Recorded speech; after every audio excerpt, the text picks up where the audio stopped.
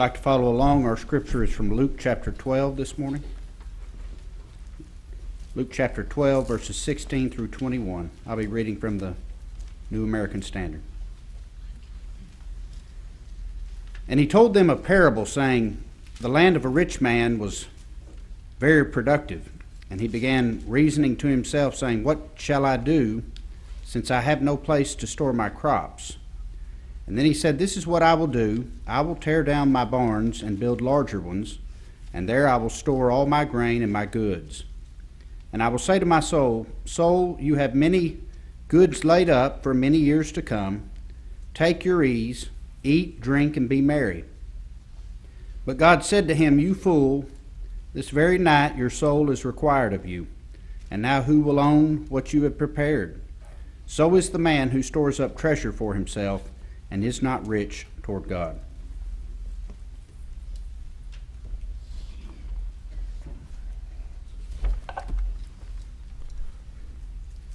We've been spending the last year so far studying the life of Christ through the Gospel of Luke. Luke wrote it down, an orderly account. It says, to those who love God, Theophilus, God lover. So he wrote the lesson to you and to I, to those who love God, so that we could know for certain the things that had been taught about Jesus, so we could know it for a fact. That was the purpose of his writing of the gospel, and that's why we've been studying it, because we want to know for certainty the things that Jesus began to say and to do. And as we look at his ministry, we saw that. We've seen him from the birth announcement through his childhood, which was very briefly accounted in there, and into his baptism, and we've watched him as he began his ministry and as he went throughout the world. We've seen his compassion, his love, his mercy, and his teachings. We've even seen his commitment in Luke 9 and verse 51, where it says that Jesus steadfastly set his face toward Jerusalem. You know, it's kind of amazing there. He knew what was coming. He knew that some there would love him and want to crown him king of the world, king of the nation at least, and that they thought he was going to deliver Jerusalem, and that there were others there who would hate him even because the others did love him. He knew about the questions that were coming. He knew about the agony. He knew about the time he would spend all alone as he went to the cross, and he did all that for you and for me. How great is that? That he determined, he set his face that this is what he's going to do. So now we're here in Jerusalem. He's going through the beginning of his trials as he's teaching here. And the question comes to mind, why this parable at this time? I mean, he's been teaching for some number of time now, some amount of time, maybe 3.5 years or so. And so why this parable at this time? And so we look at it, and as we begin to look at it, it starts with verse 13 here. One of the crowd said to him, Teacher, tell my brother to divide the inheritance with me.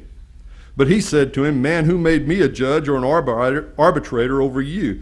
You know, we live in a world that emphasizes material things. Many people are obsessed with financial success, the stock market, and the accumulation of possessions.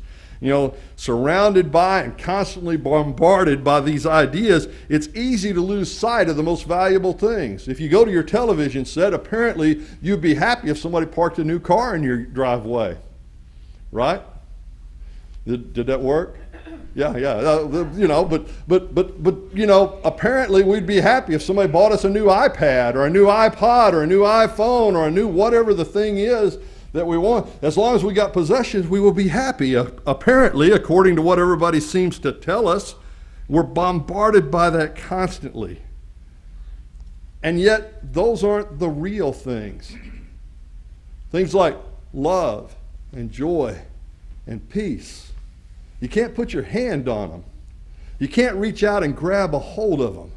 But yet they're every bit as real and even more real than some of those things that we can reach out and grab a hold of.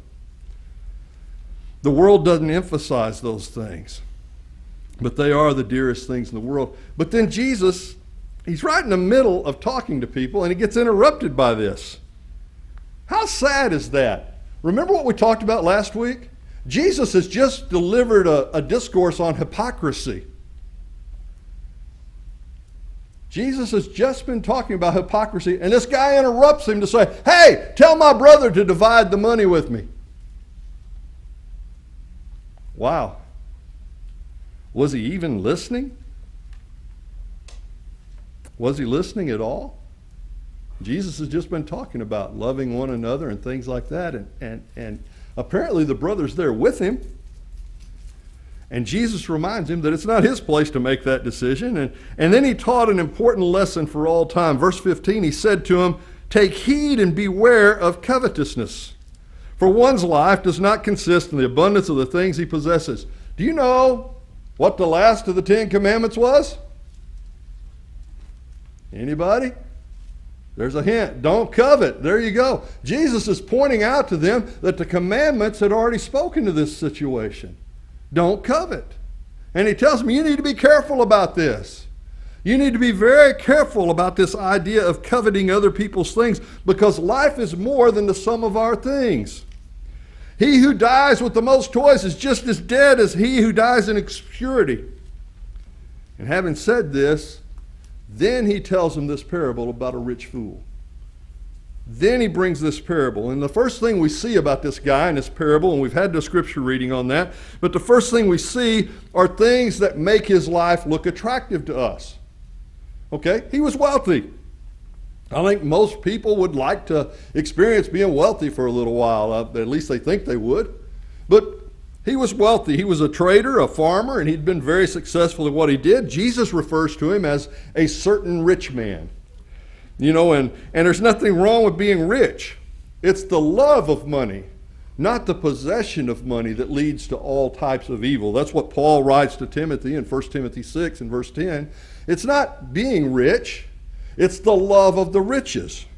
You know, money can be used for great good. A little bit later, there's a certain rich man named Joseph of Arimathea that provides a burial place for Jesus. And through his position, probably through his wealth, has the ability to come into the presence of Pilate the governor. You know, not just anybody could walk into that presence, but he had that ability. His riches allowed him to be able to provide a burial place for Jesus and to take Jesus down from the cross. There's nothing wrong with riches in righteous hands. In fact, money is a great blessing, and he had accumulated his wealth honestly, apparently. So this is a hard-working, honest farmer that Jesus is talking about. He worked for his riches. He didn't take it from anybody else. He was successful. By the way, that's how I know he was a hard-working, honest farmer. Any farmer can tell you, when it says his ground brought forth abundantly, the ground doesn't bring forth abundantly unless there's abundant labor that goes into it. You don't just go out and, like somebody says, and throw seed on the ground and all of a sudden corn pops up. It doesn't work that way. There's a lot of effort that goes into an abundant harvest. And so he could tell you that he had worked hard for what he had. And so when we look at him, there are lots of honorable things to look at when you see this man that Jesus is talking about in the parable. He's wealthy, he's very successful, he's a hard worker, he's planned ahead, and now he's harvesting the results of his lifelong labors. There's nothing wrong with that. But then we see his mistakes as we continue to look at this parable. Remember, it's a parable. It's just a story. It's a heavenly story or an earthly story with a heavenly meaning. It's a parable so that we can understand something about life, Jesus is telling here. And what we see first of all is this guy lacked a sense of real value.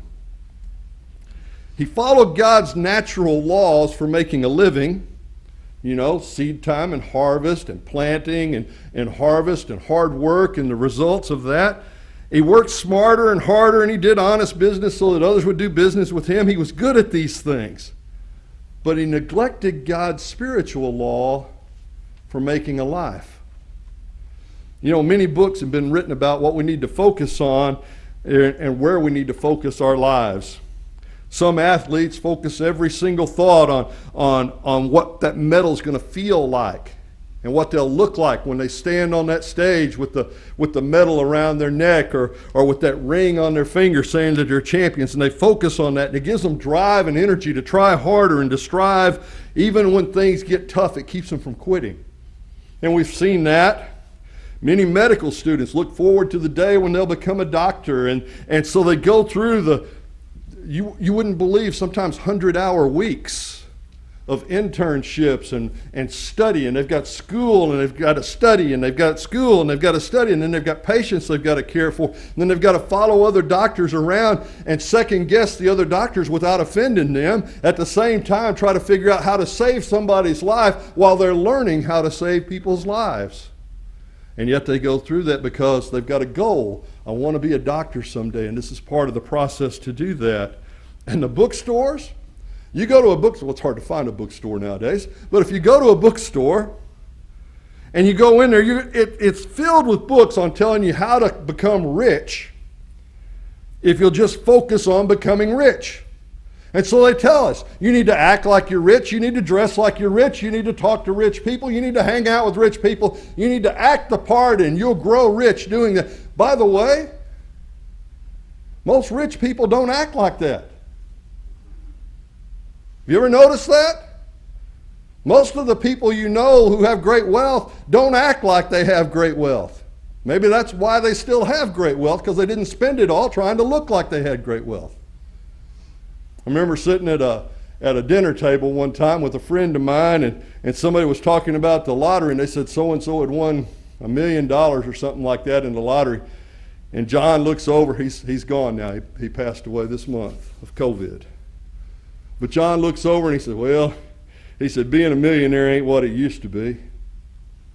Nobody would have ever thought of John as a millionaire. I never saw him in anything but faded shirts and blue jeans. We fished together a lot. We played cards together and ate dinner together a whole lot. Somebody said, well, John, what would you know about being a millionaire? He said, well, I've got about 2,000 acres that's valued at $3,500 an acre. He says, and I've got about 1,000 head of cattle. And he said, I guess I'm a millionaire a couple of times over. You'd have never thought that about him. He didn't look rich and act rich and pretend to be rich so that he could become rich. No, he worked real hard, and he had received the reward of his labors. And how great that was. As you talk, you would never know that. But this guy was apparently focused on his own success and his own business dealings. He not only didn't have a sense of real value, he was selfish about it. In the original Greek, the word I appears 12 times in this parable. 12 times the word I appears. And as the song says, enough about you, let's talk about me for a minute. Apparently that was his theme. He didn't have room in his barns. That was the problem. He became convinced the riches were his own. He didn't have room in his barns. But you know what? The widows and orphans had plenty of room in their barns. You know, the missionaries and the ministries had plenty of room in their barns. Instead of accumulating more and more, he could have blessed more and more. He forgot that everything he had, even the breath in his lungs and the beat of his heart, belonged to God. He thought he could buy happiness. Eat, drink, and be merry seems to sum up a lot of people's attitude toward life. But, you know, you don't have to be rich.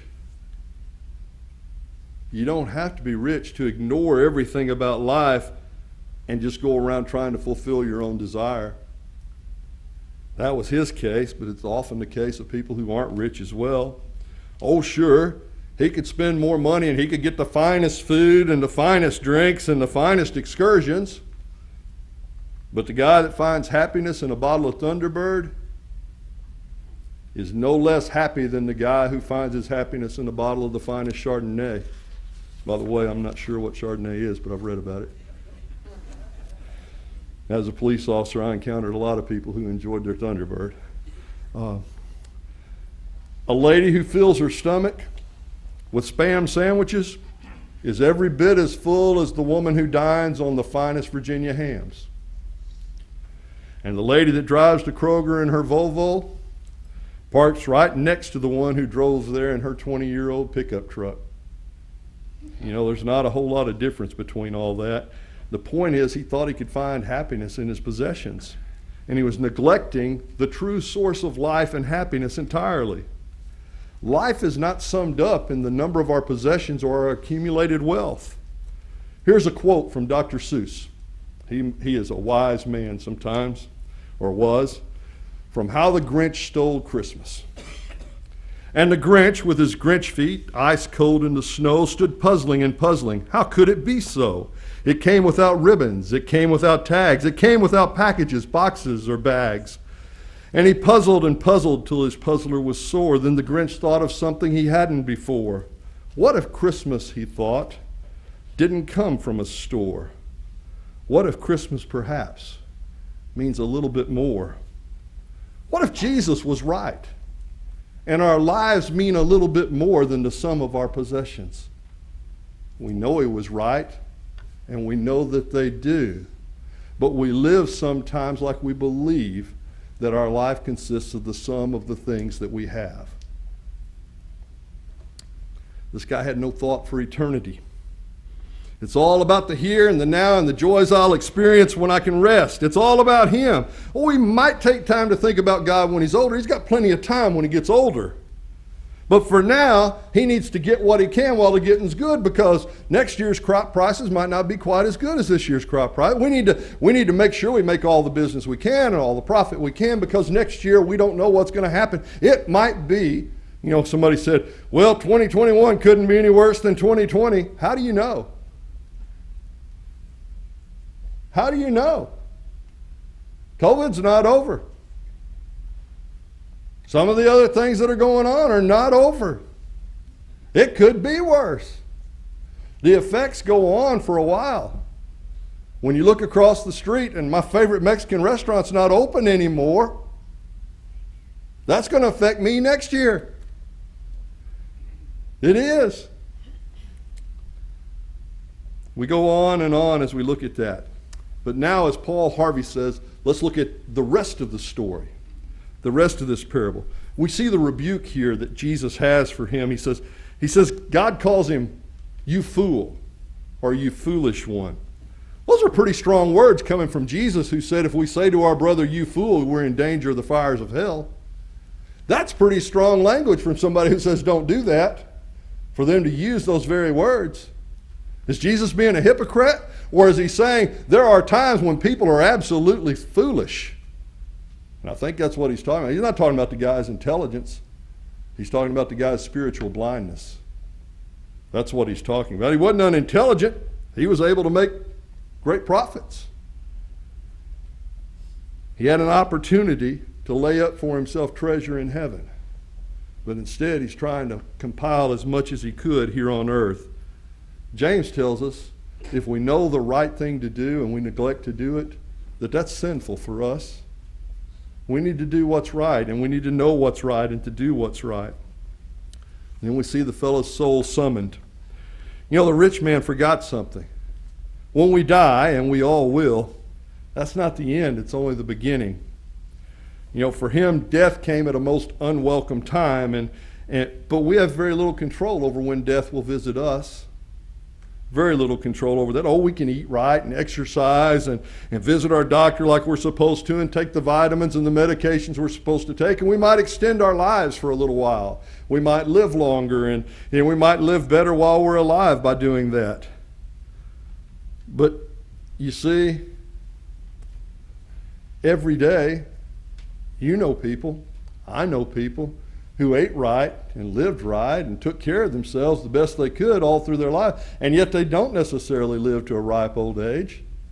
People die as a result of cancer it's genetic, it just pops up. They die as a result of other things that pop up that are genetic, that they have no control over. We had a friend whose mom was sitting next to her dad on the couch watching TV, and she leaned over and told her husband, she said, this is the perfect life for me, and laid her head on his shoulder and died. She was in her 50s. She took care of herself. She had a history of high cholesterol. It didn't come from what she ate. She ate like a bird to try to keep from raising her cholesterol. It came from her own genetics. We have very little control over when death is going to come, but there is one thing certain after death. It's appointed for man to die. I don't think that means we've got an expiration date. But after that, there's going to be a certainty of judgment. a certainty of judgment. You know, and there's a warning there for us. This guy was not ready for judgment. Are we? More specifically, am I? Are you ready for judgment? Because we don't know when. Used to, BC, before COVID, almost every single year, I can't remember a year with an exception, we prayed for a student who was on their way home or back to Harding University or Freed-Hardeman University that died in a car wreck. I can't remember a year when that didn't happen. I can't remember, going back as far as I can remember, I can't remember a year when that didn't happen. We think we're going to live to be 80 or 100. We've got no idea when the time is going to come for us. Are we ready for judgment? This guy's goods were scattered. He said, my goods, my riches, my barns, my wealth, my pleasure, my life is going to be blessed by all of these things. But death has a way of separating us from everything we hold dear. It really, truly does. You know, once again, we're reminded that he who dies with the most toys is just as dead as the guy with an empty toy box. It's just true. So what do we learn from it? What do we learn from this parable today? Number one is that our lives are not equal to the sum of our possessions. You know, many people have lived great lives with very few possessions. Other people have managed to squander their opportunity to bless others by just selfishly hoarding their possessions. If we don't give God credit for our blessings, we'll be unlikely to use them to bless him. You know, if everything I have is mine, and I earned it my way, and I worked hard for it, there's no room for God in that scenario. But if I've been blessed with God with abilities and opportunities and maybe even a little bit of success, then I know where it came from and I'm ready to give back to him. You see, there's a difference in attitude there. Is it my way or is it God's way? Is it my hard work or is it God blessing me in the things that I've done? That lesson's really hard sometimes for Americans because we teach our children to be self-reliant. We teach them to be able to work harder and smarter and to keep trying and never give up and leave it all on the field. And there's nothing wrong with that unless we lose sight of eternity in the process. But we always need to remember the source of our blessings. We always need to remember the source of our blessings. If we leave God out of our plans are destined for failure. That's just the way it is. Notice how God uses his own words against him. He spoke of his possessions. He spoke of his good. He spoke of his soul's comfort. And God said, those goods and possessions are going to somebody else, and your soul's not going to be comforted where you're going.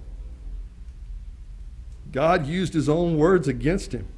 You know, if archaeology has taught us anything at all, it's that while you might take it with you, everybody says you can't take it with you. King Tut did.